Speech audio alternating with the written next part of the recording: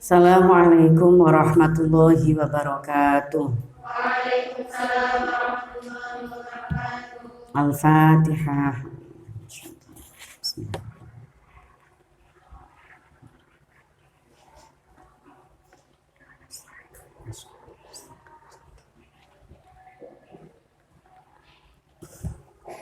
Bismillahirrahmanirrahim. Subhanakallahumma rabbana la ilma lana illa ma 'allamtana innaka antal alimul hakim. Wa tub 'alaina innaka antat tawwabur rahim. Wa taqabbal minna innaka antas samiul alim. Wa 'allimna min ladunka 'ilman nafi'a ya dzal jalali wal ikram. Allahumma iftah lana hikmataka wa ansur 'alaina rahmataka ya dzal jalali wal ikram. Rabbi shrah li sadri wa yassir li amri wahlul 'uqdatam min lisani yafqahu qawli bi rahmatika ya arhamar rahimin. Bismillahirrahmanirrahim. Alhamdulillahirabbil alamin. Shalatu wassalamu ala sayyidil mursalin wa ala alihi wa sahbihi ajma'in. Qala al-muallif rahimahullahu ta'ala wa nafa'na bihi wa bi ulumihi wa amadana bi asrarihi wa a'ada alaina bi barakatihi fid dharain amin ya rabbal alamin. Bab yang terakhir dari beberapa hadis ya. Terakhir dari bab yang terakhir tentang muasyarah bil ma'ruf antara suami dan istri. Hadis ke-53 dan 54 kemarin riwayat Al-Bukhari, rawahu Al-Bukhari menjelaskan tentang laki-laki atau siapapun pulang ke rumah itu kalau sudah malam hari maka jangan mengganggu keluarganya. Di sini disampaikan dalam bahasa jangan mengetuk pintu rumahnya sehingga itu akan mengganggu keluarga saat beristirahat. Kalau hari ini bisa disiasati itu dengan ya tentunya masing-masing punya kunci rumah ya sehingga tidak perlu mengganggu. Intinya kan jangan sampai mengganggu itu ketenangan atau waktu-waktu istirahat malam hari keluarganya.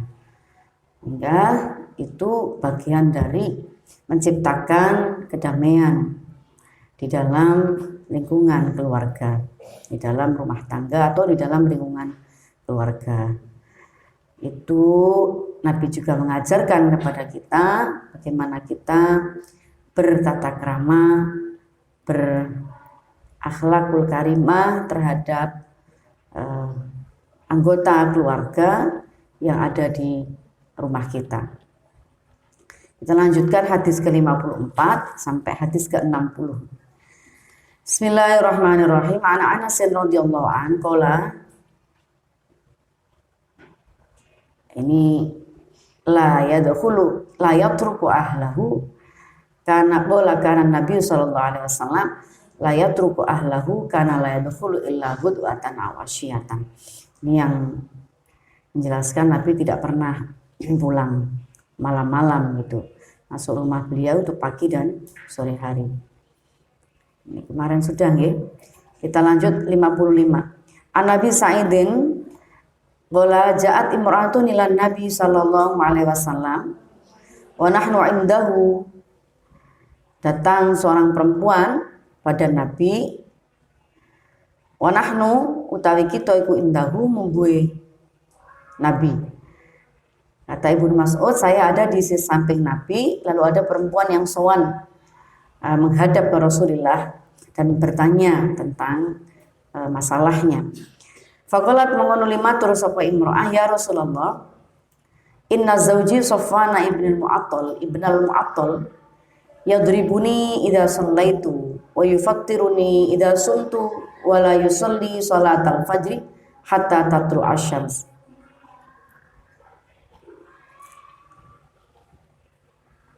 Wahai Rasulullah,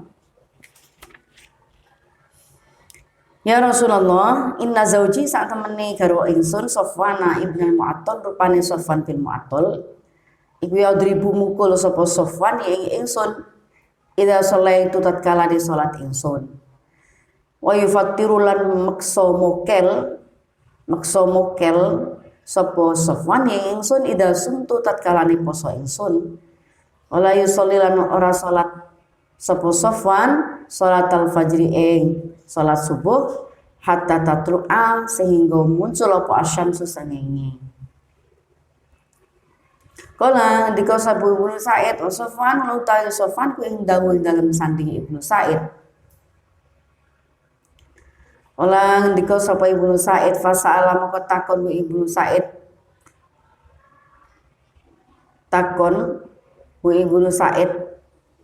takon sapa Kanjeng Nabi ku wa Ibnu Sa'id fasa'alahu moko takon sapa Nabi Ibnu Sa'id amma saking perkara kolat kang matur sapa imro'ah.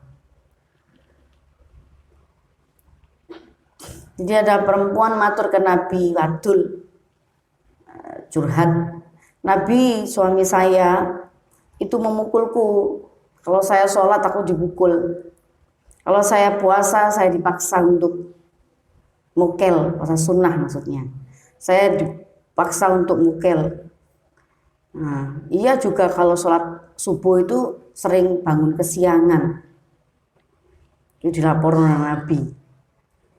Nah, peristiwa ini disaksikan oleh Abi Sa'id. Lalu Nabi bertanya, Sofwan ada di situ. Lalu Nabi bertanya, mengklarifikasi, bertabayun kepada Sofwan. Iya bener ngono ta? Sofwan, laporane garwamu iku enak ya kepada Nabi. Dua-duanya datang untuk mencari solusi atas problem rumah tangganya atau masalah yang terjadi.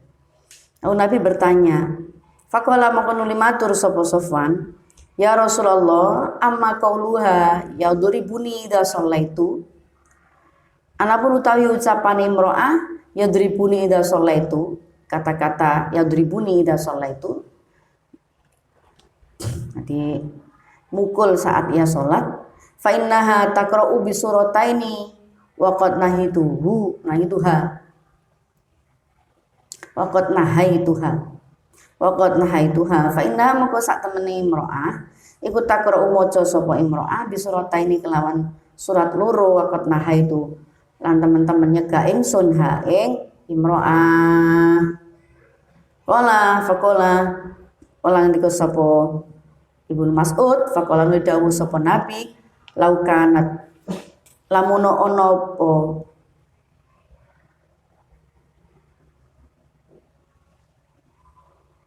sapa imro'ah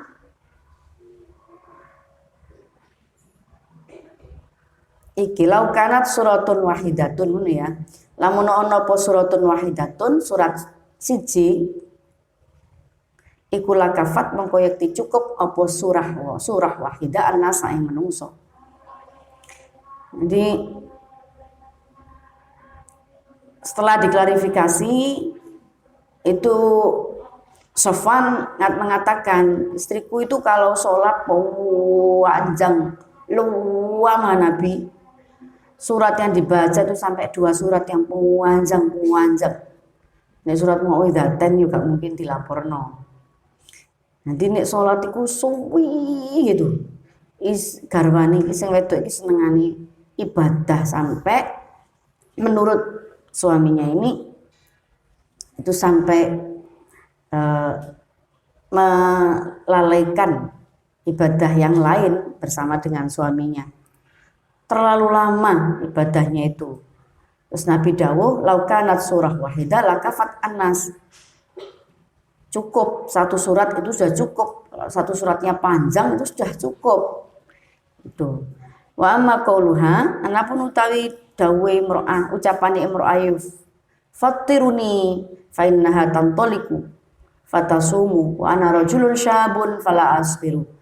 Ucapan imro'ah yufatturuni, kalimat yufatturuni, jadi saya dianggap memaksa dia untuk mokel batal puasa. Fa innaha mongko sak temene imro'ah iku tantoliku budalan poso sunnah sapa imro'ah. Fatasumu mongko poso sapa imro'ah wana utawi ingsun iku rajulun lanang syabun kang isih enom. Fala asbiru mongko ora sabar sapa ingsun. Wala mongko dawuh sapa Rasulullah sallallahu alaihi wasallam yauma idzin ing dalam dinane mengkono-mengkono dalam dinane mengkono-mengkono rajulun syabun fala asbiru la tasumu aja poso sapa imra'atun wadon illa bi idzni zaujiha angin kelawan izine bojone imra'ah. Kalau soal laporannya istri saya paksa untuk buka puasa mokel puasa sunnahnya, jadi menyelesaikan, gak usah melanjutkan puasa sunnahnya. Karena dia itu juga suka puasa, poso gitu. Lah saya ini laki-laki yang masih muda, jadi aku gak sabar ngenteni terus nih poso wae gitu. Bahasane gampange. Nggak sabar Rasul kalau suruh nunggu puasanya terus. Lalu Nabi mengatakan la tasumu imro'ah illa bi idzni zaujiha. Jadi perempuan puasa sunnah itu hendaknya mendapatkan izin suaminya. Itu dalam konteks ini ya, ada laki-laki yang juga curhat kepada Nabi bahwa dia gak kuat ditinggal poso terus-terusan poso gitu, sehingga tak suruh dia mokel. Itu artinya berarti ada hak suami di situ, ada hakul adam, ada hak, bukan hanya hakullah ya, tapi ada bagi suami itu juga memiliki hak, sehingga Rasul membolehkan apa yang dilakukan oleh suaminya perempuan ini suaminya Sofwan dalam hal ini. Wa ma qauluha lan ana pun tawi capane imra'ah ini sak temene ingsun kula usolli ora salat ingsun hatta tatul asyamsu hingga muncul apa asyamsu srengenge. Fa inna moko sak temene kita iku ahlu baitin, keluarga qad urifa kang teman-teman wis dikenal sapa lana kita dalika mengkono-mengkono atul asyamas lana kadu ora mampu kita nastai kidu tangi kita hatta tatul asing muncul apa asyam sesrengenge kala dikau sapa Kanjeng Nabi faida stai kota maka tatkala ning lilir sapa sira fasolli maka salat sapa sira Rawang riwayatake hadis sapa Abu Dawud. Kalau laporannya istri kula tentang kula niki nek salat subuh mesti mbangkang. Iku memang sak keluarga kula niku angel abot tangi bangun pagi niku berat sedaya Rasul. Termasuk keluarga sing abot. Jadi sulit bangun pagi-pagi. Terus kan Nabi dawuh fa idza staiqatta fasholli. Nek lilir hendang salat, kalau kamu sudah mulai ingin bangun ya segera bangun dan segera melakukan salat.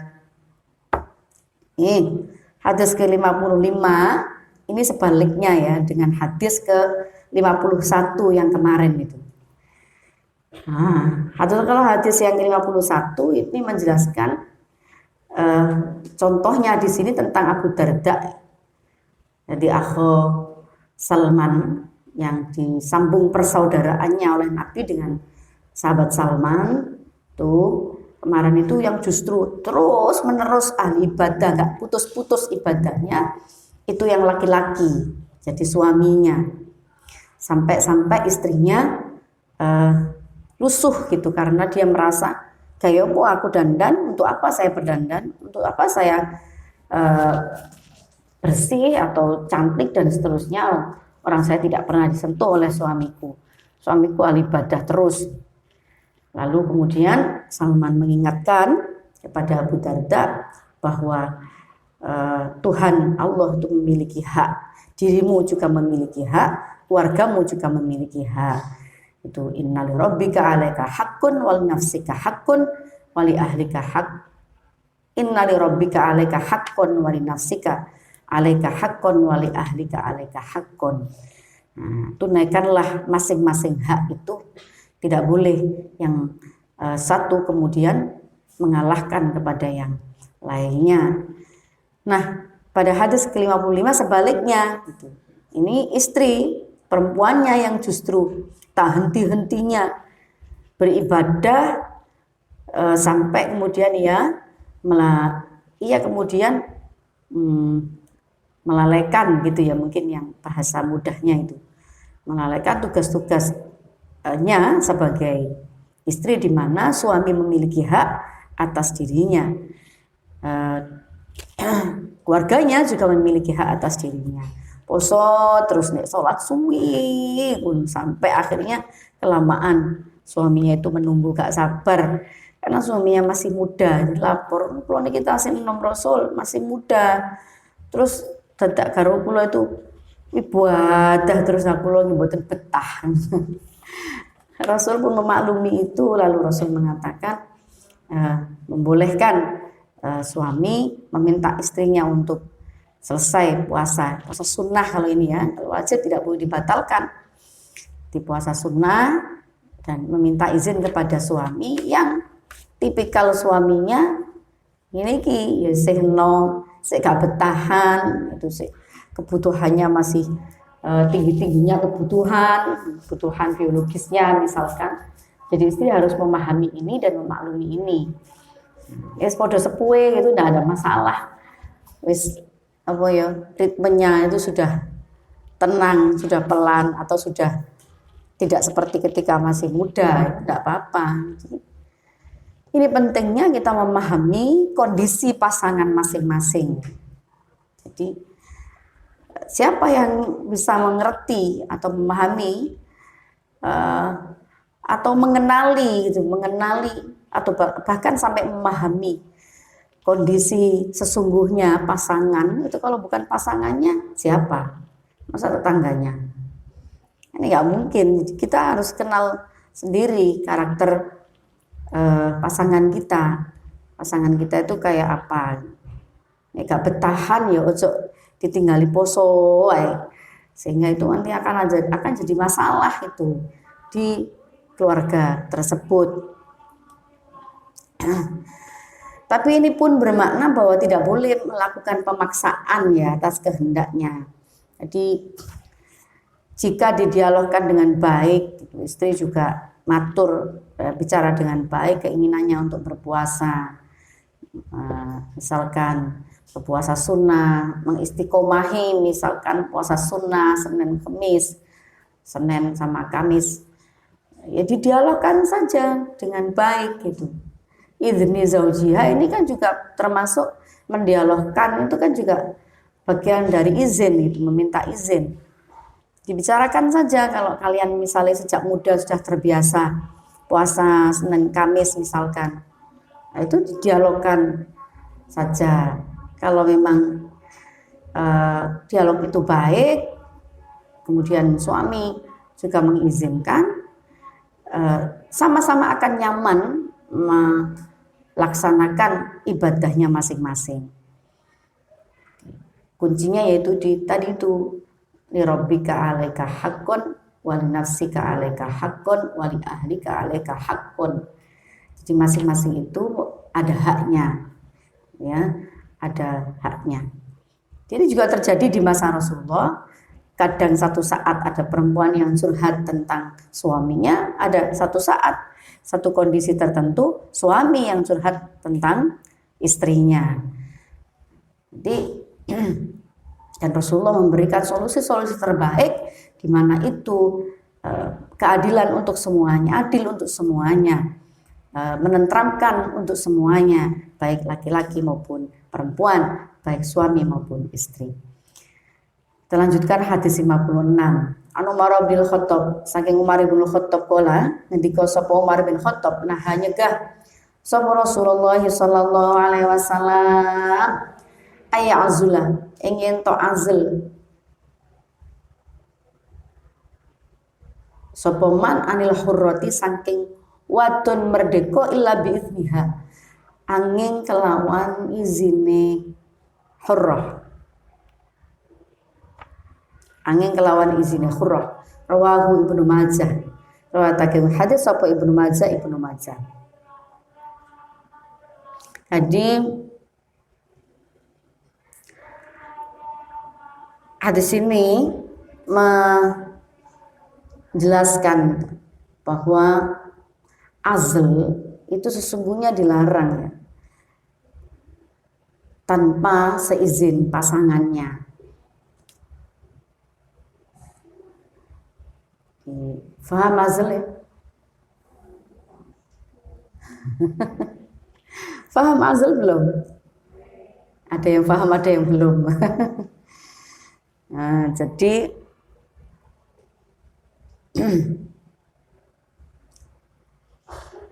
praktek hubungan intim seorang suami yang melepas atau mencabut kemaluannya di saat akan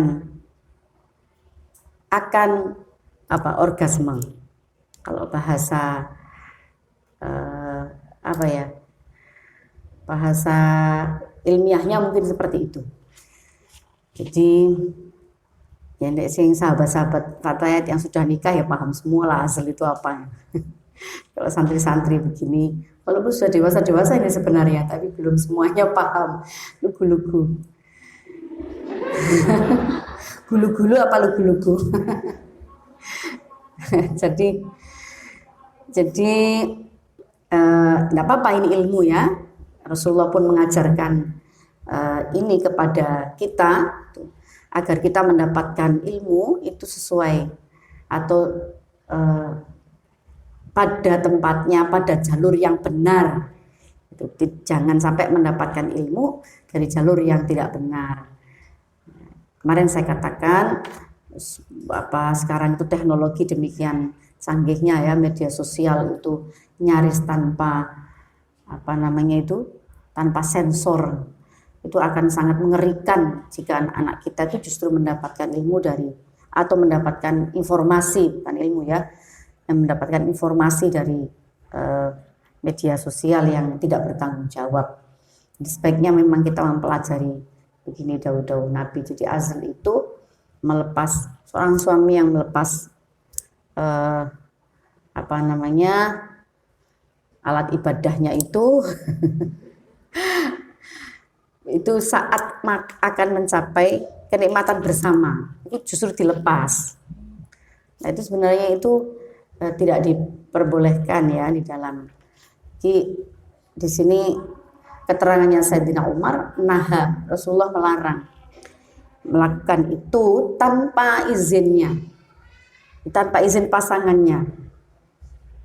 Jadi kadang-kadang itu dengan izinnya, misalkan pasangannya yang perempuan itu belum siap untuk mendapatkan untuk hamil atau untuk apa, jadi kemudian bermufakat untuk melakukan praktek azl. Ya kalau seperti ini boten nopo-nopo gitu. Itu kan berarti biizniha. Nah, hadis Rasul ini mengatakan ayazula anil hurrah illa biizniha, harus dengan izinnya. Sebab ibadah bersama suami istri itu kan pada saat tertentu, pada saat puncaknya itu akan mencapai kebahagiaan bersama-sama. Nah saat mau bahagia bersama tiba-tiba dilepas itu kan mengecewakan pasangannya. Maka kalau itu terus-menerus dilakukan itu pasti akan menjadi problem di dalam rumah tangganya. Maka praktek-praktek seperti ini mesti dibicarakan dengan baik. Jika malah itu kemudian justru menjadi kehendak istri misalnya, itu terjadi juga beberapa praktek itu istri yang kemudian menghendaki mboten nopo-nopo. Misalnya kalau dereng siap hamil misalkan ya, dan menghendaki tidak apa-apa kalau itu atas izinnya, sehingga tidak terjadi atau tidak memupuk kekecewaan yang sangat di hati pasangannya. Menurut Abdul Bar, sebagaimana dawuhnya Ibnu Hajar Al-Asqalani dalam Fathul Bari. Jadi izin tersebut itu diperlukan karena aktivitas ibadah suami istri itu hak kedua-duanya. Dijelaskan oleh Ibnu Hajar Al-Asqalani dalam kitab Fathul Bari, karena aktivitas itu adalah ibadah kedua belah pihak atau hak kedua belah pihak, sehingga izin tersebut itu diperlukan. Sampai segini ya, Islam itu mengatur, memperhatikan kehidupan umatnya dan selalu menginginkan gitu, umat Islam khususnya, umat manusia pada umumnya itu senantiasa di dalam kedamaian hati, di dalam keharmonisan, baik di lingkungan rumah tangganya, di lingkungan keluarga secara lebih luas maupun di lingkungan masyarakat atau dalam kehidupan berbangsa dan bernegara. Itu kan akan sangat mendukung program-program atau keharmonisan kebaikan yang diciptakan secara bersama-sama. Anil Miswar ibnu Makhzamah. Anil Miswar ibni Makhzamah. Qala sami'tu Rasulullah sallallahu alaihi wasallam yaqulu ngendika sapa nabi, wa huwa hale utawi nabi iku alal mimbari ngatasi mimbar. Satu saat Rasulullah itu dawuh di atas mimbar. Kalau sudah di atas mimbar itu kan berarti di ruang publik gitu ya, di ruang umum. Saya ada mimbar di dalam kamar itu kan nggak mungkin. Namanya mimbar itu sih di ruang terbuka umum. Apa yang didawuhkan Rasulullah ini?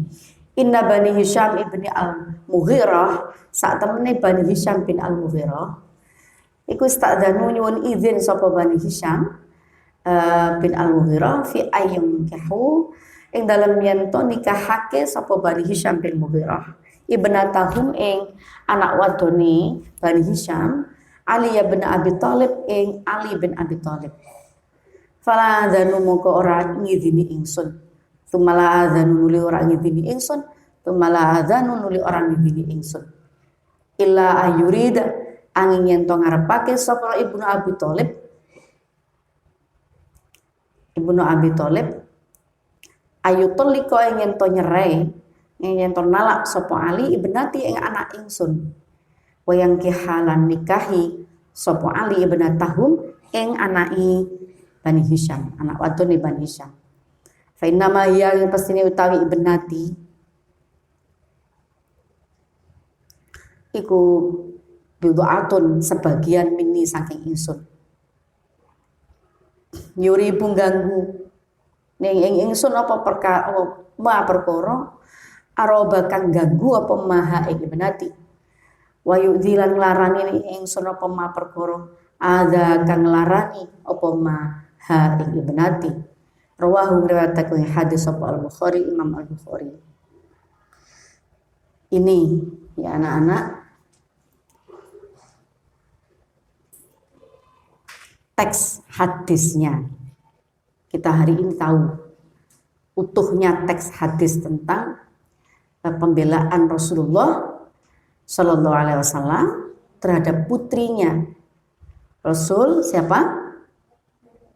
Sayyidah Fatimah, istri dari sahabat Ali bin Abi Thalib. Saat sahabat Ali bin Abi Thalib itu ditawari untuk menikah lagi dengan putrinya Bani Hisham ibnu al-Mughirah. Rasul kemudian menyatakan sikap ketidaksetujuan beliau, putrinya itu dipoligami oleh Sayyidina Ali. Rasul mengatakan kecuali pisah, kamu ceraikan dulu, kamu talak dulu Fatimah, lalu kamu nikahi perempuan itu. Sampai Rasulullah mengatakan fa innama hiya bid'atun minni, bid'ah minni. Fatimah itu separuh dari jiwaku, separuh dari diriku. Siapa yang mengganggu ia berarti ia menggangguku. Siapa yang menyakitinya berarti ia menyakitiku. Ini pembelaan Rasul ya terhadap putrinya, di mana Rasul sangat tahu bagaimana Sayyidah Fatimah yang betul-betul tidak siap untuk dipoligami. Perempuan yang tidak siap untuk dipoligami, dia berhak untuk dibela.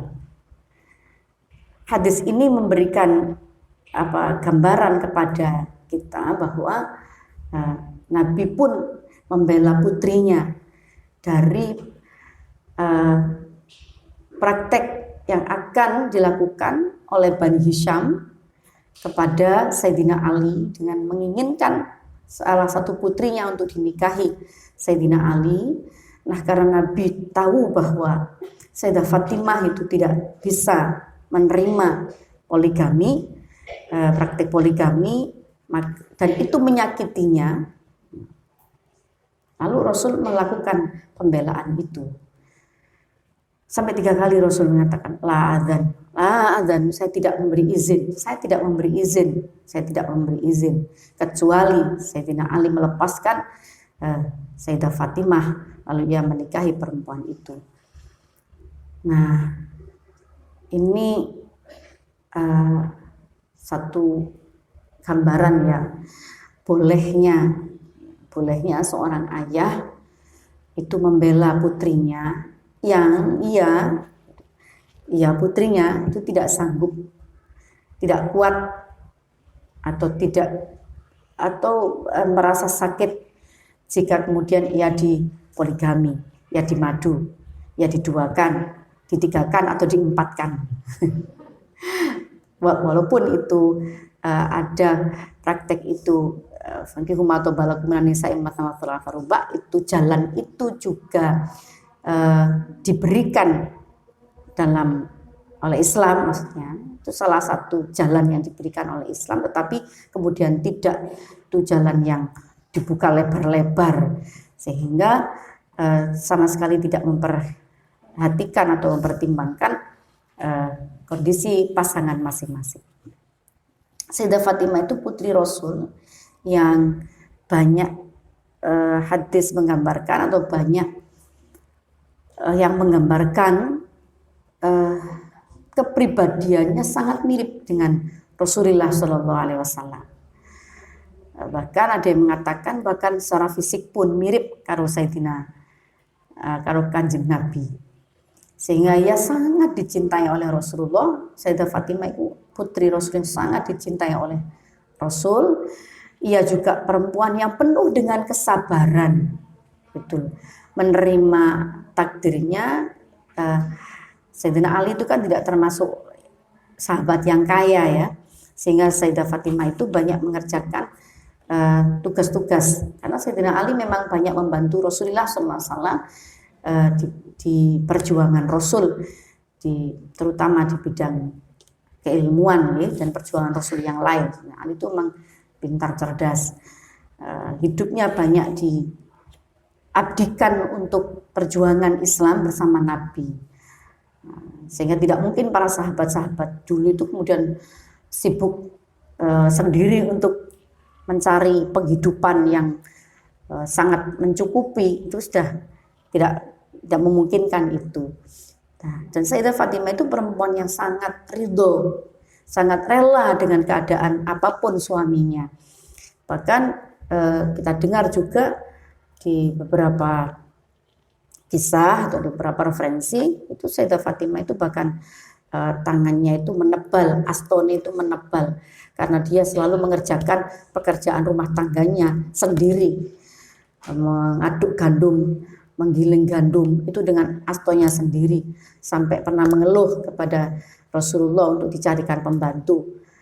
Terus Rasul menguatkan Sayyidah Fatimah. Sayyidah Fatimah itu termasuk perempuan yang sangat tabah, gitu, sabar dengan kondisi apapun di dalam keluarganya, di dalam rumah tangganya, sehingga Rasul pun tentu nggak tega melihat ketidakmampuan Sayyidah Fatimah untuk dipoligami.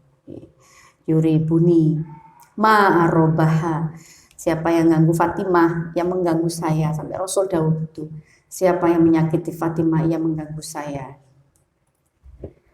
Ada satu buku anak-anak tentang, khusus bercerita tentang Sayyidah Fatimah, luar biasa buku itu. Jadi bagus buku itu kalian baca.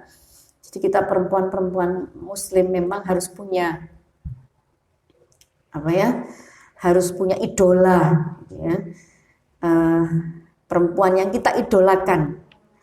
Hari ini kita sangat kabur, hari ini kita sangat tidak punya sosok yang layak untuk kita idolakan. Maka silakan memperbanyak membaca pribadi-pribadi perempuan yang luar biasa di sekeliling Rasulullah. Ada sudah buku yang terbit khusus tentang Sayyidah Khadijah, bagaimana sepak terjang Sayyidah Khadijah, kekuatan, karakteristiknya, kepribadiannya.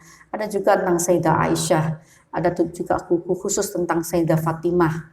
Itu sudah banyak yang terbit. Silakan kalian baca itu supaya kita tidak kehilangan kehilangan figur gitu ya, sehingga kita menjadi orang yang tidak menentu, tidak memiliki figur idola.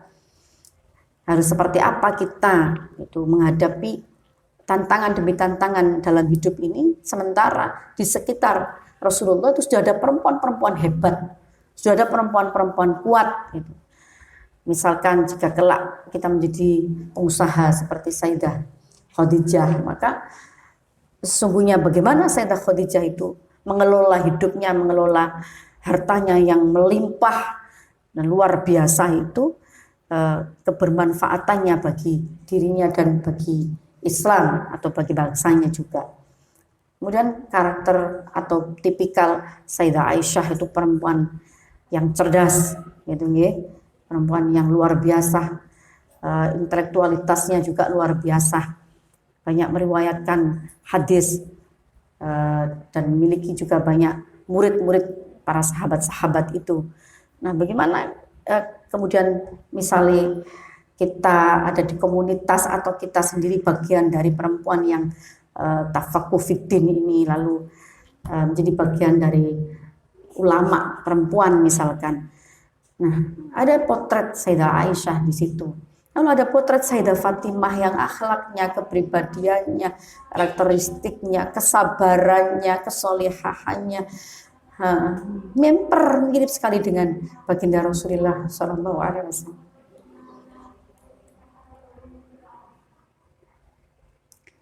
Minimal 3 ini, kemudian yang dijelaskan dalam Al-Quran itu juga ada Sayyidah Maryam, gitu ya. Terus Asiyah atau Imron.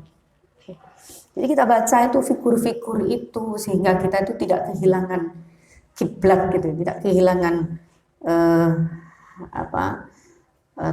tokoh idola, yaitu yang membuat kita kuat menghadapi hidup kita, menghadapi semua rintangan hidup kita, karena ada orang-orang hebat sesungguhnya yang ada di sekeliling Rasulullah atau bahkan di sekeliling para nabi-nabi terdahulu yang itu layak untuk kita jadikan figur idola di dalam kehidupan kita. Jadi itu hadis lengkapnya ya tentang ketidakrelaan Rasulullah. Ya, kalau perempuannya rela ya sudah beda bahasan lagi, masih panjang pembahasannya. Assalamualaikum warahmatullahi wabarakatuh.